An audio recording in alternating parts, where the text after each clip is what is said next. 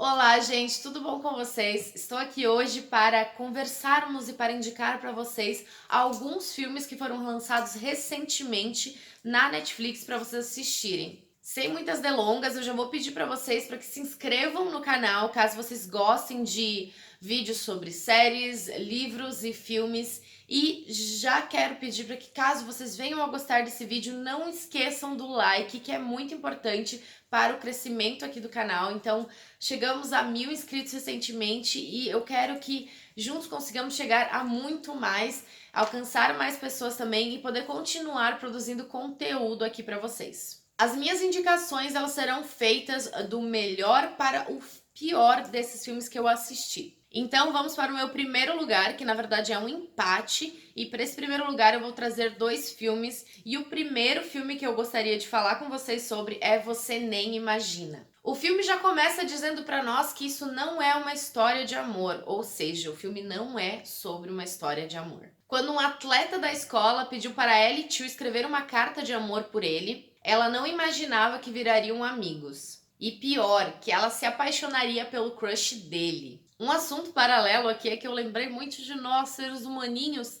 e me identifiquei muito, é que logo no começo do filme a gente vê a Ellie conversando com o Saki da companhia elétrica, acho que fala Saki da companhia elétrica, e ela lá tentando resolver a situação, e a musiquinha tocando, e eles enrolando ela, e todo o tempo que ela demora. Enfim, adorei essa cena porque me identifiquei. O destinatário dessas cartas não está lá muito satisfeito com a vida também, então as cartas também servem como um certo tipo de empurrão. E aí, assistindo ao filme também eu me questionei, realmente existe pessoa tão tapada que nem o namorado da Aster? Tipo, existe só nos filmes, né? Ou existe na vida real mesmo? Porque sem condições. Falando na Aster, agora me questionei sobre a atriz. Eu procurei um pouquinho sobre ela e não encontrei nenhum filme que ela já tenha participado antes ou alguma série. Se vocês sabem algum filme que a atriz que fez a Aster já trabalhou, deixem nos comentários, porque eu achei ela muito boa e também achei ela muito bonita. Queria ver um pouquinho mais do trabalho dela, no caso, se ela tem algum trabalho anterior a esse filme. É muito lindo ver o Paul, né, que é o atleta da escola, defendendo a Ellie. Eu achei uma amizade muito aleatória. E sobre o Paul, é muito legal ver que ele vai muito além das aparências. A família dele, por exemplo, é um bando de gente falando ao mesmo tempo e ele completamente deslocado. Pra mim, a amizade entre o Paul e a Ellie é linda e que sonho ter amigos assim, que realmente se importam, se preocupam, defendem os outros. Podia existir isso mais na vida real, né? E o final do filme também é lindo e te deixa sorrindo que nem uma boba, e é um final muito reconfortante que aquece o nosso coração. Você Nem Imagina foi um filme muito bonito, eu gostei de praticamente tudo do filme. A única coisa que eu não curti é a representação do namorado da Aster. Eu achei muito clichê nesse contexto, mas o filme em si não é. Ele foge bastante disso, mas é um filme adolescente romântico, mas é muito mais pra mim, pelo menos, sobre amizade. Foi o que mais me tocou. Claro que aborda outras questões muito importantes, como o fato da Ellie querer ir pra uma faculdade mais cara, mas não ter condições, o relacionamento dela e o destinatário das cartas, né, que a gente não sabe muito bem como é que vai progredir, se vai evoluir ou não, isso vai ser descoberto. Mas eu acho que o ponto alto do filme ainda é a amizade entre o Paul e a Ellie, que me tocou demais quando ela tá indo embora e o trem tá. Ah, aquela cena do trem é linda, gente, sério. A cena do trem é linda. Simples, mas ela diz muita coisa, sabe? Pra mim, Você Não Imagina foi uma ótima surpresa, tanto que dentre esses filmes ele conseguiu o primeiro lugar. E esse primeiro lugar, como eu disse, é dividido com outro filme, que é um filme francês chamado Estranhos em Casa. E esse filme já começa dizendo para nós que é baseado em uma história real. Uma família viajou de férias por 2 meses e eles emprestaram a casa para a babá, que alega que alugou a casa deles. Aí, assim que eles voltam de viagem, eles descobrem que não podem entrar em casa. Eu já comecei amando o filme porque eu ia ficar completamente desesperada se algo assim acontecesse comigo. Eu não entendi muito bem qual é o rolê da França, porque aparentemente existe burocracia para algumas coisas, tipo, para reverter a situação, mas para mudar algumas coisas não existe nenhuma burocracia, tudo pode ser muito resolvido facilmente. Eu até queria entender um pouco mais sobre como funciona isso na França.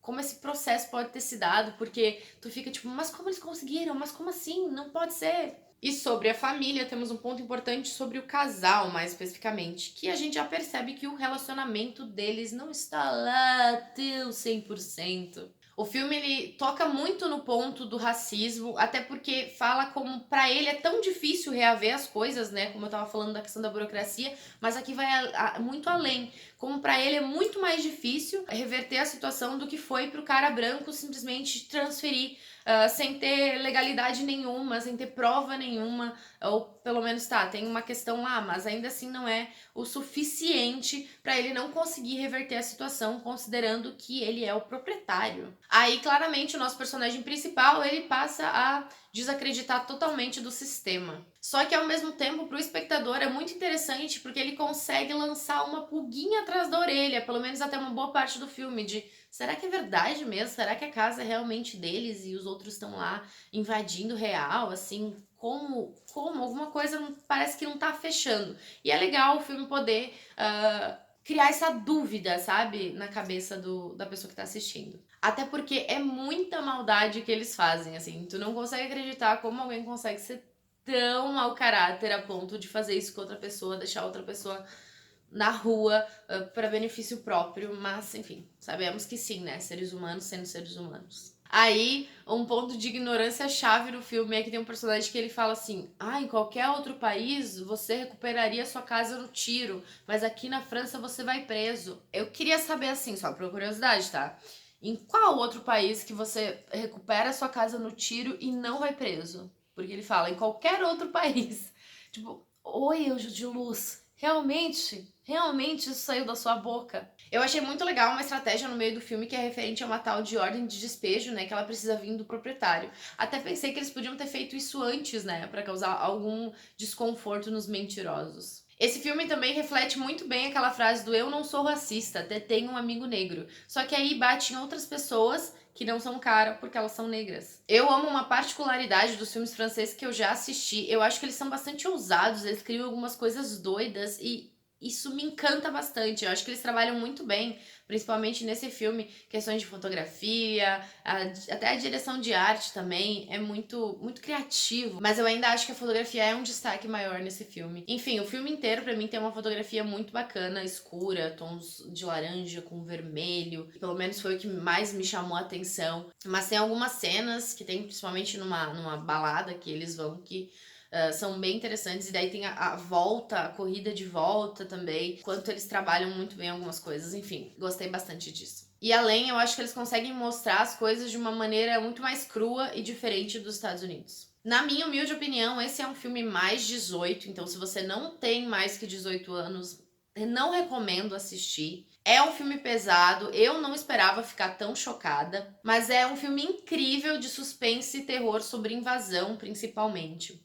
Tem gente que até tá comparando ele com uma mistura de The Purge ou até Nós com Parasita. Eu acho que pra mim, eu acho que ele me pareceu muito assim uma mistura de Nós com The Purge. O roteiro do filme pra mim tá bom demais e a direção dele também tá super de parabéns. O final dele é um pouco bizarro, mas eu acho que não tira o mérito do filme. E tem uma cena que pra quem assistiu Don't Fuck with Cats, que também tá na Netflix, vai com certeza vai ver aquela cena e vai lembrar dessa outra série, né, documental. Eu acredito que quem escreveu esse filme se escreveu depois de Don't Fuck With The Cats. Acho que ele deve ter se inspirado nessa cena, ou pelo menos na história, né, que é contada nessa outra série documental. Enfim, pra quem é maior de 18 anos, gosta de filmes de suspense e terror, eu deixo super indicado assistir Estranhos em Casa. A próxima indicação é um filme nacional que eu fui assistir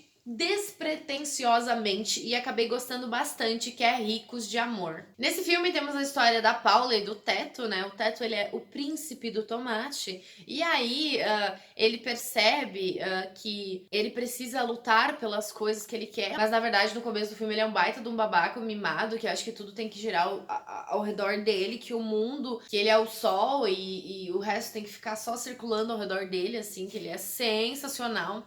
Mas ele acaba tendo essa epifania em algum momento, e daí ele acha que precisa fingir. Na verdade, é causado por uma mulher, né? Que é a Paula, né? Que daí ele precisa. Ele acha que fingindo que ele é pobre, ele vai conquistar ela muito mais fácil. E aí ele faz várias coisinhas, mas é um filme que me surpreendeu porque ele é muito, tá, eu vou ser bem honesta em dizer que sim, ele é mais do mesmo.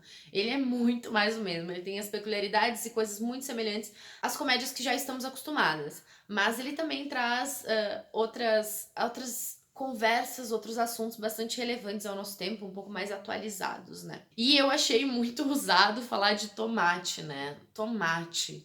Brasil e suas particularidades das comédias.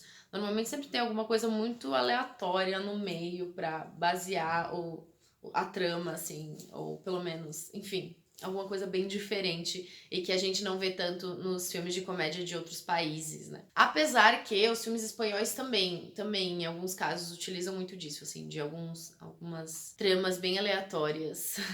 Sobre o teto, tanto que tem algumas frases que ele utiliza, que juro, eu tenho vontade de pegar a cabeça dele e literalmente bater no teto. Porque é complicadíssimo, viu? Ele tem uma frase extremamente racista com uma das funcionárias do pai. E daí ele fala que ele só não pegou todo mundo na cidade onde ele mora, lá no interior e tal. Mas que agora com o carro desse, que ele vai comprar um carrão, aparentemente, mas que ele vai conseguir pegar. E, enfim, é um baita de um galinha. Olha, começa péssimo, assim. Eu insisti porque eu realmente estava muito de boa, mas depois ele acaba agradando bastante. Até porque a Paula, ela é uma personagem muito interessante e ela traz um pensamento diferente pra cabeça dele também. Até porque eu acho que eu seria muito chato se eu reclamasse dos milhares de clichês no caso desse filme, porque eu já fui assistindo sabendo que ia ter milhares de clichês.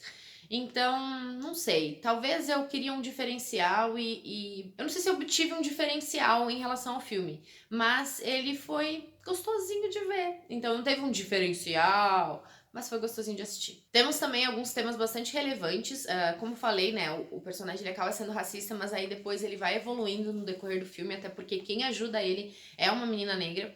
E ele também começa a ver muito essa questão de preconceito, de diferença não só racial, mas financeira entre as pessoas. Tanto que eu adorei a moça que ajuda ele com a vaga, né? Ela é muito divertida, muito sincera, muito honesta. E também temos um pouco abordado na história um médico que ele é importunador e ele fica dando em cima da Paula desesperadamente, assim. Nossa, é extremamente desconfortável de assistir. Então ele consegue mostrar também um pouco disso pra gente conseguir, nós mulheres, né, que assistimos ao filme, conseguirmos identificar um pouquinho mais quando vamos ou estamos numa situação semelhante. Enfim, Ricos de Amor foi uma surpresa bem legal, eu gostei bastante de assistir, eu não pensei que fosse me divertir, mas me diverti bastante, então fica a indicação. E ele acabou se tornando o meu terceiro filme favorito dessa lista. Olha, o penúltimo filme que eu gostaria de falar aqui é Mentiras Perigosas. O filme inicia com a Kate trabalhando em uma lanchonete enquanto seu namorado faz faculdade. Após um assalto nessa lanchonete, as coisas mudam e ela se torna cuidadora de um senhor com uma boa condição financeira. Já nessa fase, o namorado não trabalha mais, então ela acaba tendo que arcar com tudo. E ainda por cima, largou a faculdade. E aí o senhor morre e descobrimos que o dinheiro todo, ou melhor, a casa, né, e o que tem nela é deixado para Kate. Muitas coisas me irritaram nesse filme, apesar de ter sido um filme que, foi legal ter assistido, mas muitas coisas me irritaram ao ponto de eu achar que eu possa ter perdido um pouco do meu tempo. Eu adoro muito a Camila Mendes, né? Muito, muito. E eu acho que ela é uma boa atriz e ela não está ruim no filme, mas é que toda a construção dele, o roteiro, gente, o roteiro é horrível.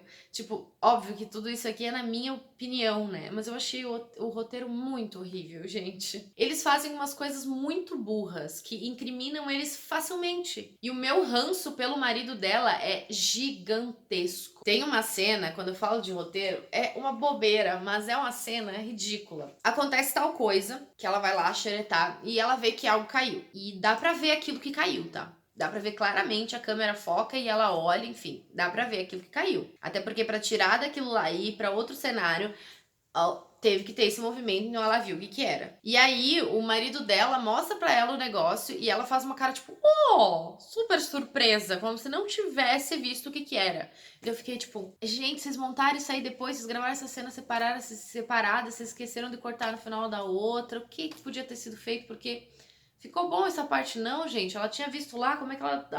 agora? A gente até pode utilizar a questão de que, mas o marido manipulava ela. Só que eu concordo totalmente com isso, tá? Concordo totalmente com isso. Mas, ao mesmo tempo, ela também não passa uma imagem de boba, de tonguinha, de fácil de influenciar. Só que aí, quando se trata de relação ao que o marido dela fala, ela toma um monte de atitudes inconsequentes, porque ai, ele falou e talvez, sei lá, seja melhor mesmo. Mas nem tem muito esse diálogo de ela pensando que talvez seja melhor mesmo, sabe?